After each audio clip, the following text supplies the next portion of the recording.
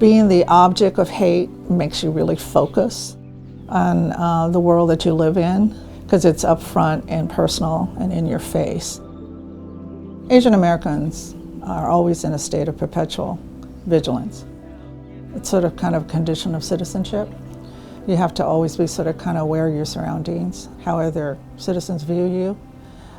It's very exhausting. I'm Shirley G. I'm currently working with the Vietnamese American Community Center of the East Bay, also referred to as VACCEB. I'm also a community activist of long standing here in the city of Oakland. I'm Sean Fong. I'm Shirley G's son. I'm a volunteer here at VACCEB, and I helped get the VACCEB's food program up off the ground late last year. We are the Vietnamese American Community Center, and our core competency is serving the Vietnamese community and the Asian community. But we also are very protective of immigrants and refugees in general. So we have a very strong contingency of what they call MENA, which is Middle Eastern and North African communities that we serve because they live right here in the neighborhood. Social navigation is a really difficult proposition for immigrants. Part of the reason that we develop a center for wraparound service is so that they can go to one location and get all the services that they need, from food security to education to employment to health. We wanted to have a place that they could come for all of those services, and we would bring the services to them. Anything that they might need as an immigrant or a refugee, they can come here for those services. And that's, our primary role, is to be a safe place.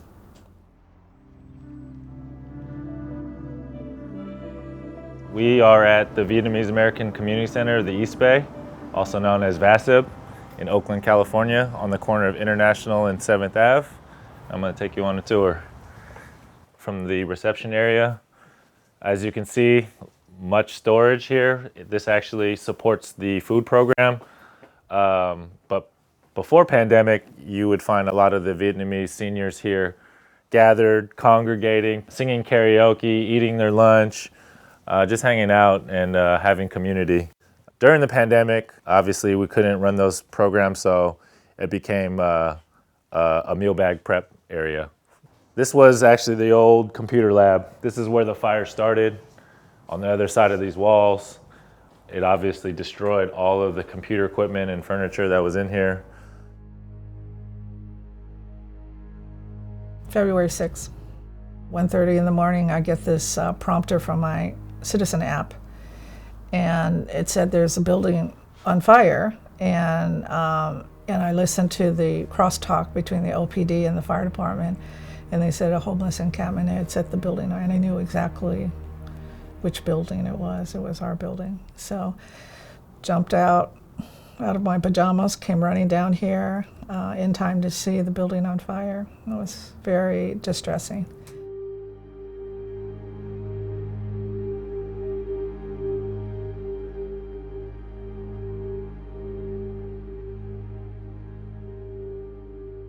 My estimation is going to be, minimally about $350K just to refurbish, reconstruct, things like our computer lab.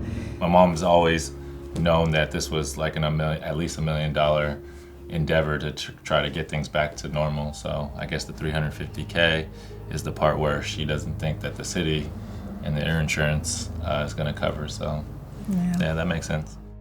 Provide legal service, education, employment, family services, housing services. If you want to see the history of VACCEB, starting in 1994, all the way to this ended in 2017, but here we are in 2021.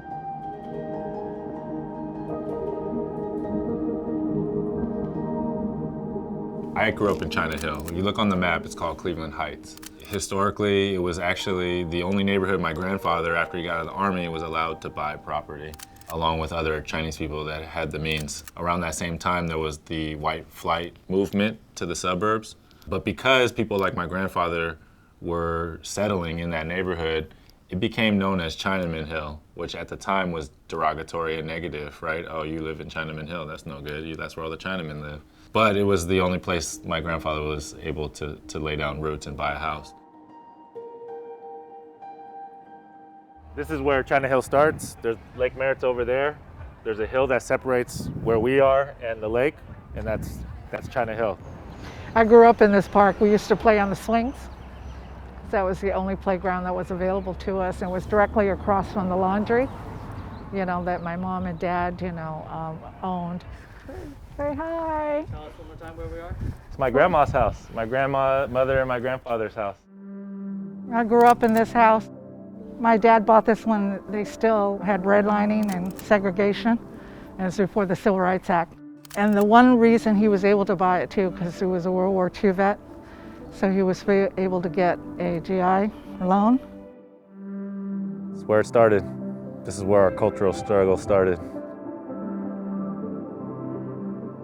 One of the things I think, we realized was that even with education, without political empowerment, you can't go anywhere. When I went to look at the map, the electoral map, I realized that they had the Asians completely fragmented into 3 different districts, so they could never, ever elect a city council person.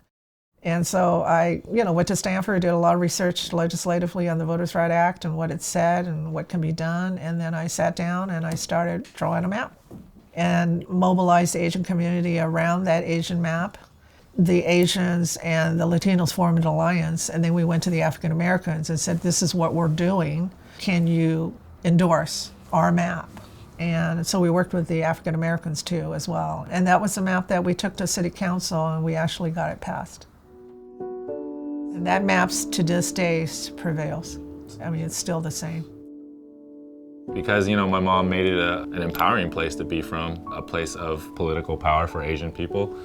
So maybe China Hill would mean something different to me if she didn't do all that work. I don't know.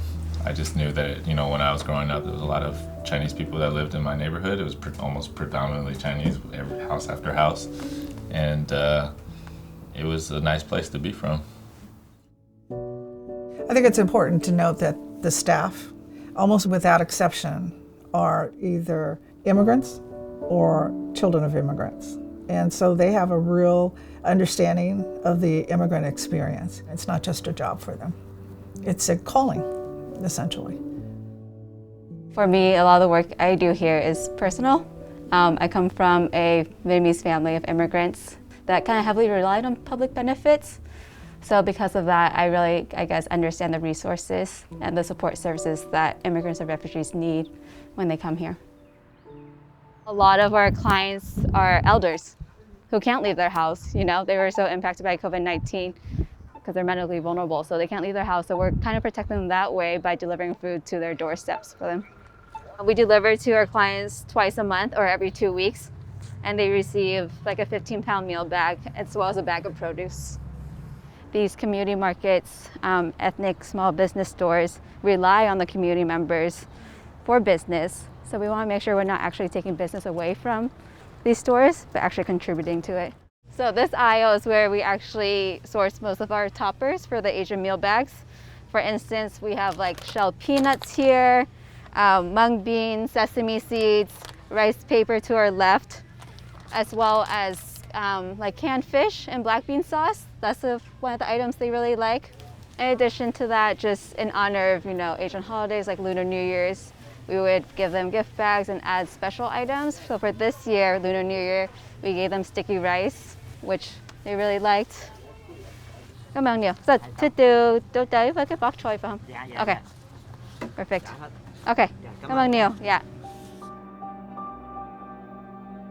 I think most of us have the same distressing reaction to the Atlanta event and subsequent events that involved anti-Asian hate.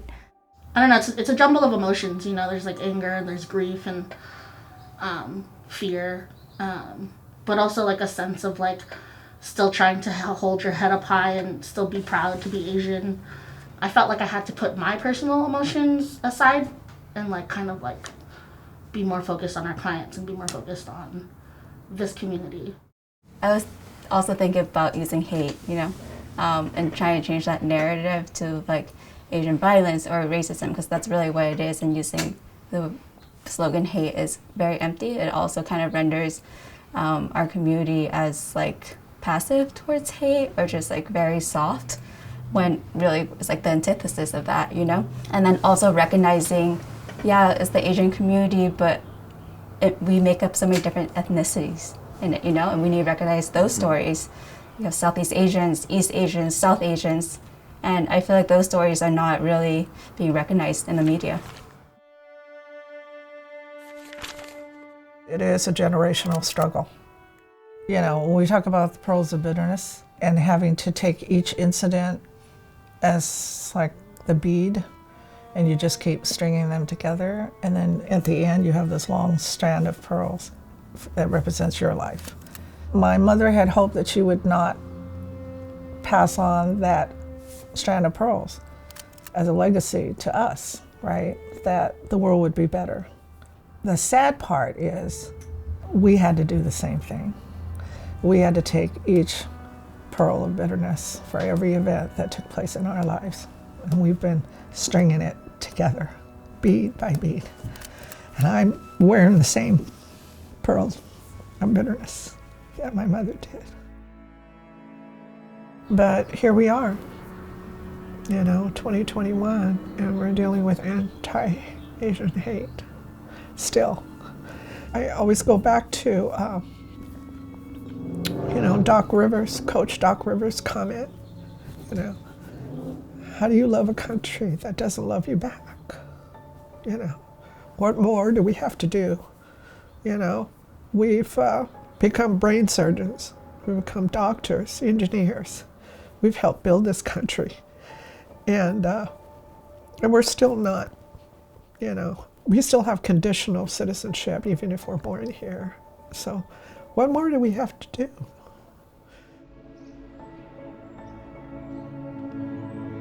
Asians really aren't covered very much, just in general.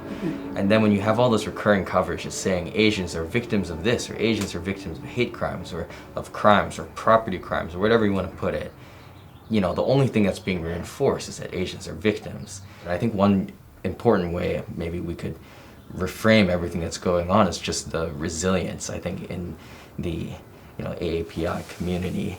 I mean, if you just think about even like the seniors who like, you know, come to our center, they will come out at like 7 a.m., you know, for a distribution that starts at 12 or 1 because they really want to make sure that they have their food. And I think, you know, they stand out there, whatever, even cold weather, you know, walking all the way, some of them walking all the way from West Oakland, you know, and they've persisted in this country with, you know, whatever skills they have, usually with limited English abilities. So, you know, all of this really shows that, you know, everybody in our community, you know, both immigrants and, you know, the descendants of immigrants have proven themselves to be very resilient. When I think of like resilience and strength, I always look back at my family's history and how they got here. My dad was in the war, and then he was like in prison for 7 years.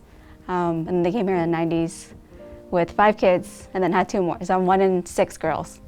Long lineage of like strong, resilient women. So just thinking of that and like bringing that energy to surface reminds me of like how strong we are.